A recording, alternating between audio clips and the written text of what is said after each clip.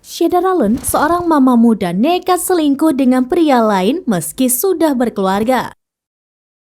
Bahkan keduanya berani berbuat mesum di dalam mobil hingga bergoyang dan dipergoki aparat. Karma perselingkuhan mama muda ini sempat membuat geger beberapa waktu lalu. Ibu muda ini tega mengkhianati suaminya dengan berzina bersama pria selingkuhannya. Tidak hanya berhubungan badan, ibu muda ini juga merekam adegan rancangnya dengan selingkuhan. Seorang ibu muda yang melakukan perbuatan tidak senonoh bersama teman sekantornya hanya bisa pasrah saat diciduk polisi. Ibu muda itu ketahuan polisi yang sedang berpatroli. Polisi curiga karena melihat mobil yang terparkir bisa bergoyang-goyang.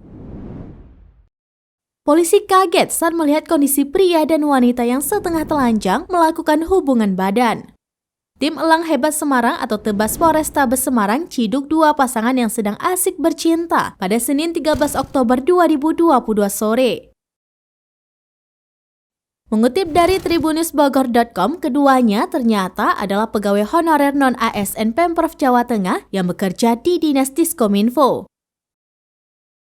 Hal itu dibenarkan Kepala Badan Kepegawaian Daerah atau BKD Jawa Tengah, Wisnu Zoroh, membenarkan GC dan AR merupakan pegawai Diskominfo Pemprov Jawa Tengah.